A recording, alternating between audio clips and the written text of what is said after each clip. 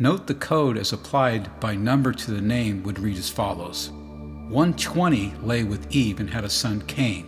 121 begat a son, and there was no female. Two Adams, 120 and 121, with two different gods, 430 and 368. 430 is Elohim, 3068 is Yhovah. Both bloodlines clear and distinctly separate. Now, for the third and last Adam, Jesus and his bloodline, reconfirming, the book says that Seth was begotten by Adam, and Seth begat Enos. And then in another bloodline, which I just gave you, it said that Adam and Eve had a son named Cain and he had a wife. Those are two distinct, different bloodlines. Let's move on to the third bloodline. Jesus comes from the house of David, and the bloodline from David to Jesus is listed in two Gospels. The book lists all generations from Adam to Noah, then 10 sons to Genesis 5:1, from Noah to Abraham, from Abraham to David, and from the house of David is listed in two Gospels.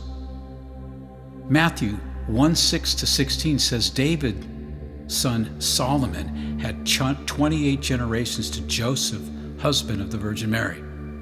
That's Matthew 1. Read it. David had a son named Solomon. They list 28 generations. David had Billy, and Billy had Joey, and Joey had Jimmy, and Jimmy, and so on, all the way down to Joseph, who's the husband of the Virgin Mary. And it all came from Solomon, the son of David. But Luke, that's Luke 3:23-31, that's a different book. It says David's son Nathan had 42 generations to Joseph, husband of Mary. Let me read it again. Matthew 1 says Solomon, the son of David, had 28 generations to the Virgin Mary in his bloodline. At least each dude, Jimmy, Joey, Billy, all the way down. But Luke says no, it came from David's son Nathan, and names all the people, every one of them. Two bloodlines leading to Jesus, just like two bloodlines from the first two Adams. The bloodline of Solomon to Joseph's husband of the Virgin Mary start with Jesus, the father of David, to Solomon. Start with Jesse, the father of David to Solomon. And Jesse begat David the king, and David the king begat Solomon of her that had been the wife of Urias. In 10 verses later, with Joseph, the husband of Mary, Matthew 1:16, and Jacob begat Joseph, the husband of the Virgin Mary, of whom was born Jesus, who is called Christ. Now, that's Matthew. Now move over to Luke. Start with Joseph, the husband of Mary, and go backwards. Luke 3:23, and Jesus himself began to be about 30 years of age, being as supposed the son of Joseph, which was the son of Heli, and with Nathan, the other son of David, which was the son of Miliah, which was the son of Menon. I use Jimmy and Joey and Billy because they're easier. Which was the son of Mattada, which is the son of Nathan. That's Luke and Matthew. There's your two bloodlines leading to two Marys and two babies. This sounds just like Genesis 2:1 when Elohim creation is listed and finished, and one verse later, Yhovah gives a totally different accounting. The bloodline of Cain, son of Adam and Eve, was totally different from the bloodline of Seth, who was begotten by a different Adam again. Go to the site, pull up the notes, print them out, look for yourself. Yhovah and Elohim, through their Adams down to David, say through two separate sons, Jesus comes from their bloodlines. But we forgot the biggest passage in the Bible. God so loved the world that he gave his only begotten son, who is the last Adam. Either the Bible is a lie, or we have two babies, two Marys, leading to two men later called Jesus. And the last Adam, like the first, two made by an angelic. In other words, the last Adam, the third one, he's just like the first two. He's an Adam. He's made by an angelic. Today, the professor in the ungodly school system has run up trillions of dollars in student loan debt and referred to God as a myth.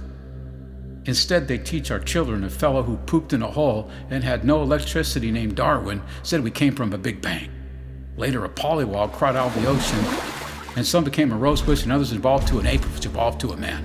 Come on now.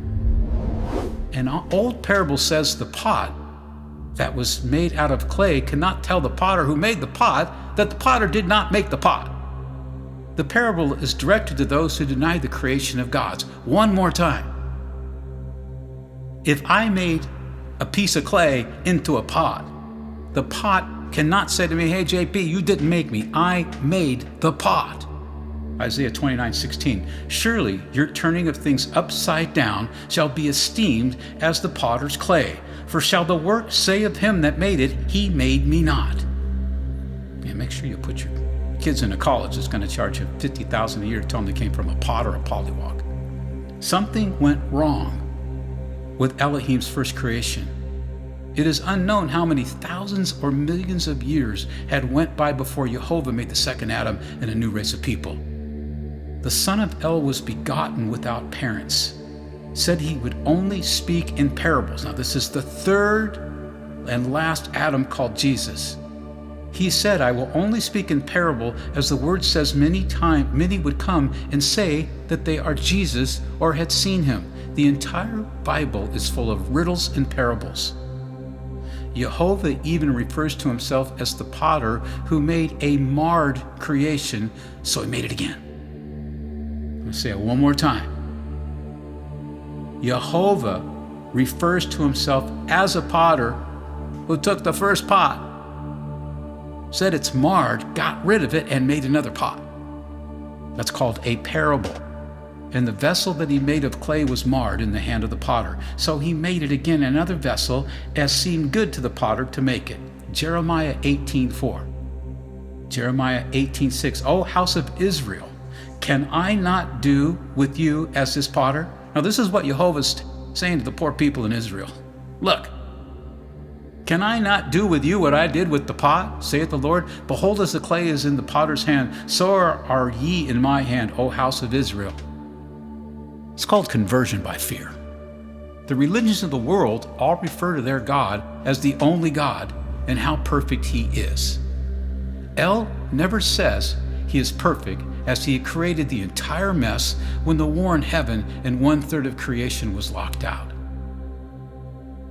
I'll say it again. There was a war in heaven. A big one. And people run around saying God is perfect. You go to church, oh, God is omnipotent, and he's this, and he's that, and he's perfect. Do you know how many times Yhovah said kill them all? Type it in, kill them all. 20, 30 times. Everybody's getting whacked, incest.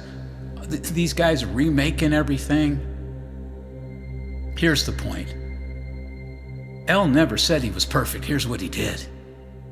He won the war in heaven. He threw the angelics out. They made the earth. They created another mess, and here's what he said. I'm going to possess it. I'm going to fix it all. And in the biggest sacrifice in the universe, when the supreme deity left sky heaven and became part of creation, and Jesus is what makes Father El perfect today. He possessed the earth. He stopped the killing, incest, the pestilence, the floods, and made a deal.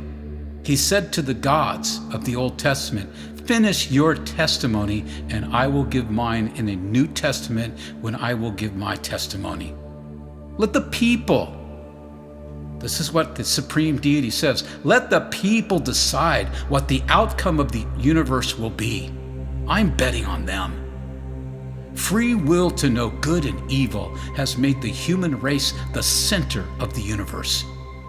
It was all made possible for El as Jesus to destroy the works of the devil and live by all the rules of the gods of the Old Testament. Do you believe science and educators of today that say that you came from a big bang and a pollywog? Or do you believe there was a war in heaven that led to creation, and the supreme deity comes in at the end as a man and fixes everything Thank you.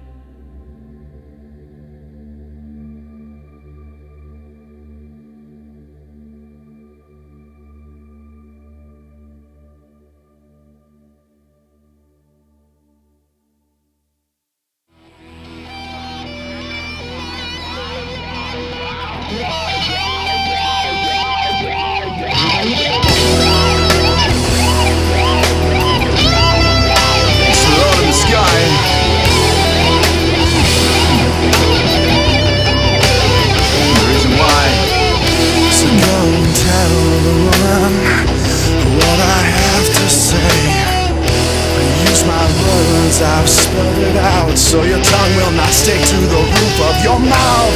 I've walked for miles in your shoes in a journey to my cross. I've become what I've created to bring you strength that alone you've lost. So fly in the quietness of a closet, lift up your friend to me.